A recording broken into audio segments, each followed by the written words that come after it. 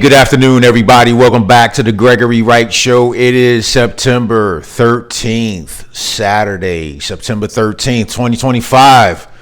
Good to have you back, right? So I did a short little video. I posted it yesterday about Charlie Kirk highlighting his accomplishments in his short-lived 31 years. If you saw the video, you would get the message and understand the message. Today, I want to do something a little different. This morning when I got up, I said, well, the world right now is saturated with news about Charlie Kirk, news about his killer, news about Ernia Zarutska that got stabbed in the subway in Charlotte, North Carolina, and then the Annunciation school shooting that took place, I think, in a part of a country I can't remember. I know it was within the United States, but Annunciation school shooting was the school where the little kids were praying at a private school, at the church part of the school, and then a deranged shooter stuck a gun through the window, shot through the window, killed two innocent children. But the purpose of this video is for me to pinpoint to my audience and people who stumble across this video the fact that we are undergoing multiple narrative shifts. From early August to now, there has been at least 3 narrative shifts. One narrative shift was the Annunciation school shooting. The other narrative shift was the Ukrainian refugee that got stabbed on the subway in Charlotte, North Carolina. And then, of course, we spoke about it in a video I posted yesterday about the assassination of Charlie Kirk. And all we're talking about is Charlie Kirk. There's nothing wrong with that. But we have to go back to earlier last month in August, what the narrative was about. And it wasn't really looking too good for the Democratic Party. So I asked AI to summarize what the major headlines were early in August of this year, and here's what I came up with. So, the Trump administration accomplishments before the Annunciation school shooting. Economic and trade policies. The administration prioritized tariffs, tax cuts, and deregulation to boost growth and reduce inflation, achieving record low core inflation of 2.1% and a June 2025 Treasury surplus of $27.2 billion, the first since 2005. Mainstream media ain't talking about that right now. The One Big Beautiful Bill Act passed in the first 6 months of the Trump administration. A flagship tax and spending package extending 2017 Tax Cuts and Jobs Act provisions that were set to expire this year, right? Increasing take-home pay by up to $13,000 for families and cutting benefits for 1.4 million undocumented immigrants, AKA illegal aliens. They never should have been in this country in the first place, and they never should have been on government subsidies at all. This was hailed as the largest tax cut in history, contributing to 671,000 net new jobs and a 53% drop in egg prices. Nobody's talking about high egg prices anymore. Why? Because they've gone down, right? They need something to talk about, but they can't talk about egg prices anymore. They can't talk about gas prices anymore. Universal tariffs and trade deals imposed a 10% universal import duty on April 2nd, Liberation Day, generating $90 billion in duties by July. The United States took in $90 billion from the tariffs that they imposed on other countries. Mainstream news media is not talking about that too much. They're not talking about it at all today. Secured 2 major trade deals with extensions on China negotiations and attracted 7.6 trillion in foreign investments. You have foreign leaders, foreign investors that have pledged to Donald Trump. Now, it has yet remained to be seen, but for now, the stock market, when this news was announced, skyrocketed.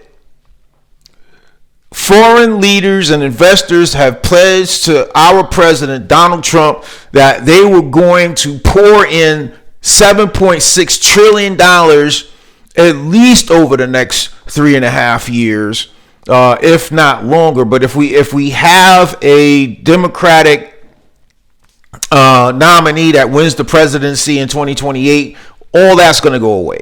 All that's going to go away because they are not going to continue the legacy of Trump.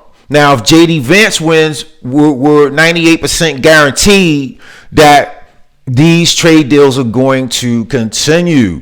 $7.6 trillion in foreign investment pledges. That is huge. Mortgage rates fell 50 basis points to 6.84%, and gas prices hit a 20-year low adjusted for inflation. Deregulation and energy boost. Issued over 100 executive orders in the first 100 days to shrink regulations, saving $220 billion annually. Added 10,000 manufacturing jobs in February 2025, led by autos, and secured an $18 billion LNG export investment. So we're getting all these investment pledges, money pouring into the United States. What that means for us, not only the money, but they build factories, they build stuff. And what do they need to do? How do they build factories and build stuff? They hire Americans to build factories and build stuff, right? Creating jobs, creating more tax revenue that we can take in to pay down our national debt.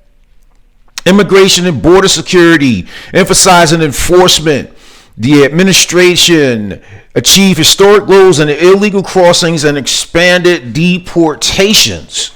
Border crossings declined. Illegal apprehensions dropped 96% from March 2022, peaks to 8,193 in March 2025.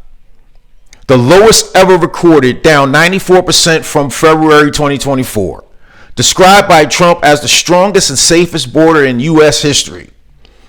The Laken Riley Act, March 4th, 2025, the first major legislation of the term, mandating detention of immigrants charged with death or burglary, enhancing public safety measures. You got that right. Deportation expansions. Now, you heard of Alligator Alcatraz in Florida and other illegal immigrants detainee centers before being shipped off to their country of origin. I'm pretty sure you had heard those headlines. Supreme Court rulings enabled third country deportations, revocation of TPS for 500,000 plus migrants, and a mass removals without hearings. Democrats would call that without due process. Over 100 executive actions targeted woke policies and foreign students linked to activism. So if you're over here from a foreign country on a visa to go to school and you're getting other subsidies to pay for your courses, pay for your books, the last thing you need to be doing is standing on a soapbox with a megaphone shouting that you hate America and down with Israel, right? If you're caught doing that, you're going to get everything revoked and you're going back to your country of origin. Healthcare and social policies focused on affordability and conservative priorities with actions to counter opioid addiction and gender ideology. The Trump administration came up with the ACA market rule in 2025, which stabilized insurance markets, insurance subsidies only for qualifiers, and expanding voucher options for children and education, funding faith-based programs, saved $2 billion in Medicare Part D premiums, opioid and addiction initiatives, expanded the HEAL initiative and public awareness campaigns from the first term, declaring it a public health emergency. See, these are the things that Trump has done within his first 6 or 7 months since being inaugurated in January. But the powers that be seem to want to change the narrative from Trump winning on all fronts of what he promised to the American people to now we're talking about gun control and Charlie Kirk's assassin and whether or not he was far right or far left and all that. I think the narrative surrounding the tragedy of the loss of Charlie Kirk's life, I think the narrative surrounding all that is ridiculous. The fact that nobody needs to be killed from having a differing opinion, that is the main point. Nobody deserves to be shot dead because I differ in opinion. You differ in opinion. It is ridiculous. Foreign policy and national security is another area where Trump won at. Emphasize America first with deals and military actions. Middle East ceasefire. The Trump administration brokered a 3-phase Israel-Iran ceasefire in June 2025 amid the Iran-Israel war, strengthening U.S.-Israel ties with 3 Netanyahu visits, right? Ukraine negotiations, multiple peace talks during the Russian invasion, though tensions persisted, right? So that's still a work in progress. The Panama Canal push. Trump demanded reclamation from Panama over excessive rates, echoing first term threat. So we need to take back control over the Panama Canal. We need to loosen the grip of the Chinese Communist Party over the Panama Canal. We need to drive them back to China and have more of a strong footing as Americans in that region of the world. Now, we're talking about government reform and justice, right? Here's another area where Trump won. Aimed at reducing bureaucracy and ending weaponization. DOGE, Department of Government Efficiency Initiative. Department of Government Efficiency led by Elon Musk targeted federal workforce reductions and reduced the IRS staff by 100,000 personnel. Okay? DOJ reforms rooted out politically motivated lawfare from prior administration. Issued the first pardon hours into Trump's second term.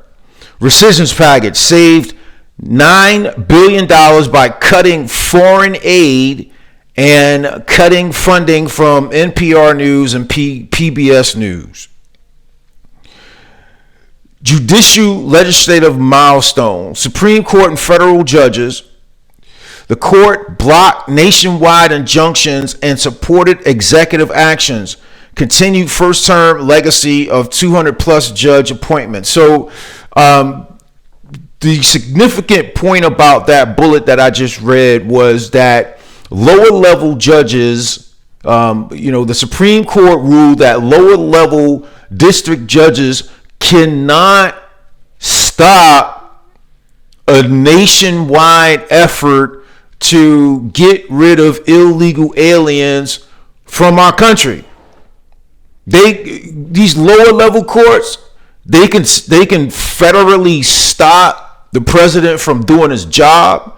So the Supreme Court ruled quite correctly in this fashion.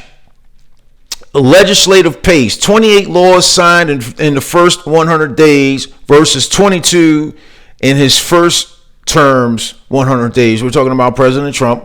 Most successful 6 months since FDR per my research results. These accomplishments reflect a high-velocity agenda with over 50 wins claimed in the first 50 days alone. Critics noted legal challenges, of course, that's the coup. That's the Democratic coup that they're placing on the current Trump administration. They placed it on the first Trump administration, but they're going wild hog this time around. And there, the Democratic Party and the far left elitists are trying their best to fight Trump through the courts. Trump is winning for the most part, but he is still being slowed down. Okay, we cannot have a slowing down of anything when it comes to the chief executive order officer of these United States from doing his job, right? One thing that this report did not generate was the fact that Trump sent in the National Guard into DC. Crime went way down. Way down. Crime went way down. And now, 2 rebrands, 2 flops, and 1 awakening. That's the focus of tonight's angle. Well, we have breaking news tonight, just in from Fox. Excuse me, ladies and gentlemen. Let me play this. POTUS Patrol, like Paw Patrol. That's the focus of tonight's angle. Well, Donald Trump hit the streets to see for himself what law enforcement is up against in his temporary hometown, our nation's capital. So he wanted to witness and observe how things are going 2 weeks after he ordered federal law enforcement to help secure the city. Hello. It's a healthy, attractive-looking group of people. It's good. Well, I just want to thank everybody very much for being here. I wanted to do this. We've had some incredible results. The results have come out, and it's like a different place. It's like a different city. It's the capital. It's going to be the best in the world. We're not playing games. We're going to make it safe. And we're going to then go on to other places. But we're going to stay here for a while. We want to make this absolutely perfect. It's our capital. Well, the drop in crime is breathtaking since federal action began.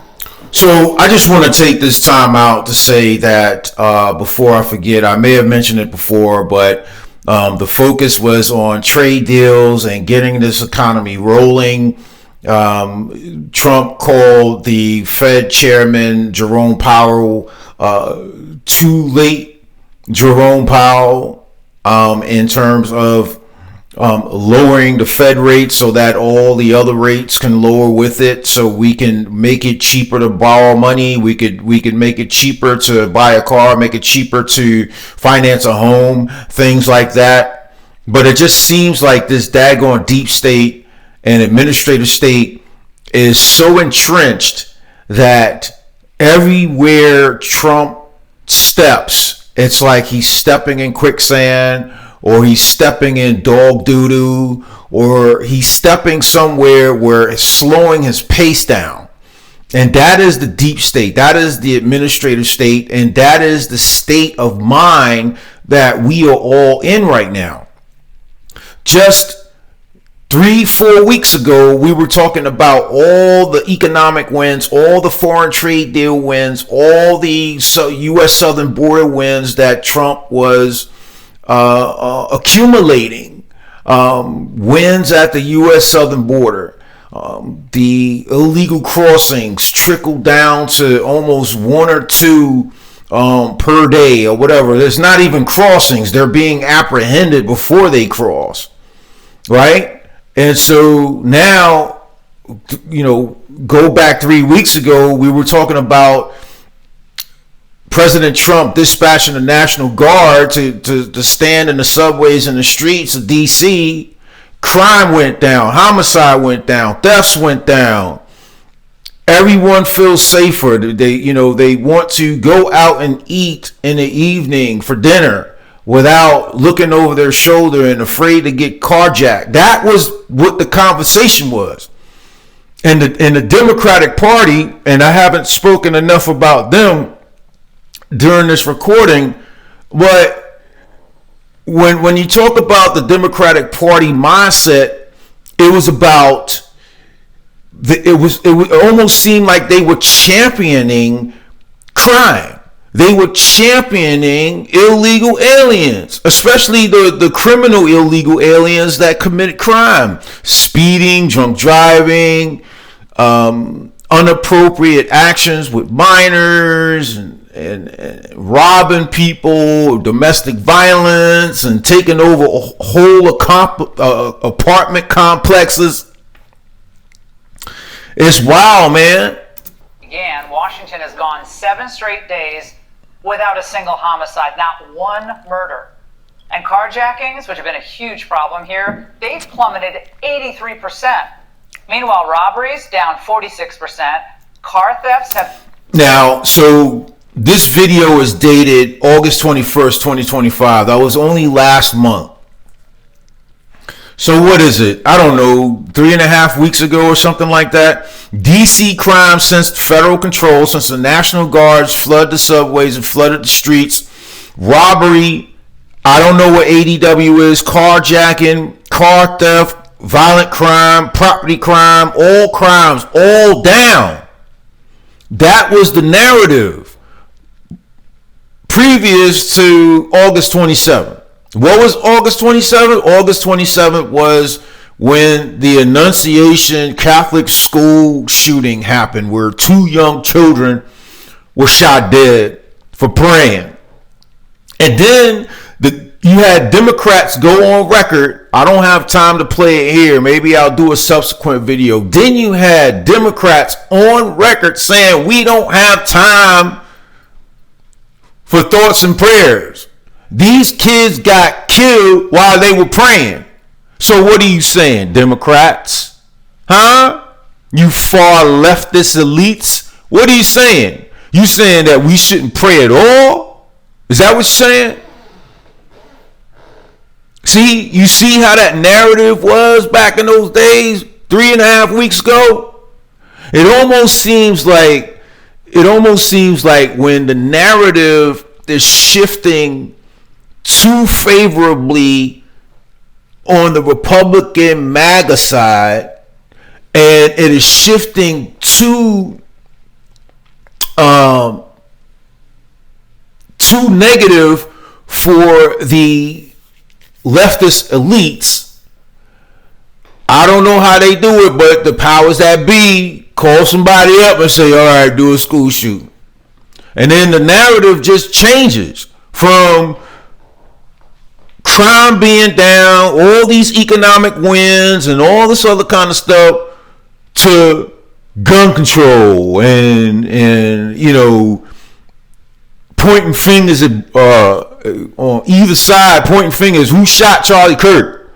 That's what we're talking about right now. But we have a country to run. We have a country to run. Yes, let's continue to talk about things like that. Charlie Kirk and the 2 kids that got shot and the young Ukrainian refugee that got stabbed. We could continue to talk about that, but you got to keep your eye on the ball. And the eye on the ball is, we have a country to run. We have a narrative to maintain control of, and we cannot let the powers that be, we cannot let far leftist elitists change the narrative whenever they freaking want. This is the reason why I'm making this video, man. You got to wake up, man. You got to wake up. There's more to life than just talk about Charlie Kirk. I mean, I'm doing a Charlie Kirk right now. You know, I'm reporting on things that people are not really talking about right now. You know, I'm pointing a finger over here. I'm saying, oh, look over there. Oh, it's right in front of you. This is Trump is winning, man, and it hasn't even been a year since he's been in office, and he has his foot on the gas, and he is not letting up until he relinquishes power to the next president. This is how it's going to be until he leaves office in 2028 or 2029, right? Keep your eye on the ball. Declined 21%, and violent crime overall, that's down 22%, not bad at all. Now, if anything should be a cause for partisan celebration, shouldn't this news be it? We have lives probably saved, streets calmer, residents and tourists more at ease. Maybe people are even happier. That would be nice. Single moms who worry about their kids walking home from school. All right, well, I'm gonna leave it right here. I think I said a lot. I think really the main idea behind this video shoot is to alert my followers, alert my family and friends that the narrative in early August of this year was completely different from what it is now. We were talking about wins all over the place, all over the spectrum that President Trump has accumulated since he's been inaugurated. Now, it's like we're mentally set back from really focusing on what we should be focusing on, which is focus on these wins, get this crime down, deport illegal aliens, get illegal guns off the streets, make sure that our children are safe, and crack down on these nationwide protests that are happening too frequently, in my opinion. Hey, if you like the content of this video, please like, share, and subscribe, and I'll see you in the next one. Thank you.